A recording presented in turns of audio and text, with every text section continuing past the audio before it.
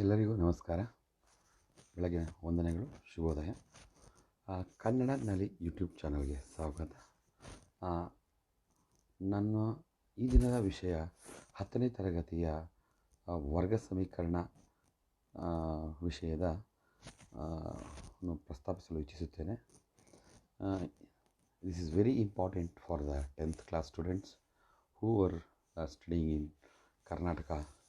So I have just go through the things what I am telling. So ದಯಮಾಡಿ ನಾನು ಏನು ಹೇಳ್ತೀನಿ ಅದನ್ನು ಸ್ವಲ್ಪ ಮನವಿಟ್ಟು ಕೇಳಿ, ಮನನ ಮಾಡಿಕೊಳ್ಳಿ. ಇದು ನಿಮ್ಮ ಮುಂದಿನ ಭವಿಷ್ಯಕ್ಕೆ ತುಂಬ ಸಹಾಯ ಆಗುತ್ತೆ. So I am starting the today's chapter ವರ್ಗ ಸಮೀಕರಣ.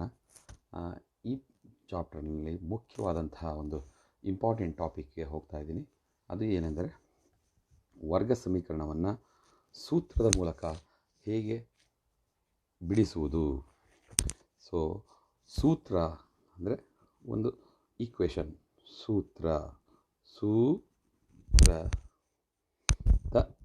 ಸಹಾಯದಿಂದ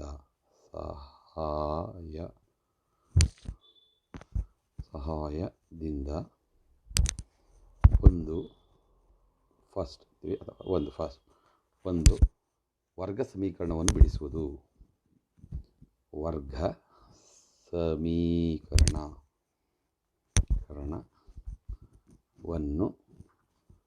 ಬಿಡಿಸುವುದು. ನಾನು ನಿಮ್ಮ ಜೊತೆ ಬರಿತಾ ಇದ್ದೀನಿ, ದಯವಿಟ್ಟು ನೀವು ಬರೀಬೇಕು. ವರ್ಗ ಸಮೀಕರಣ ಅಂದರೆ ಏನು? ax² + bx + c is equal to 0 where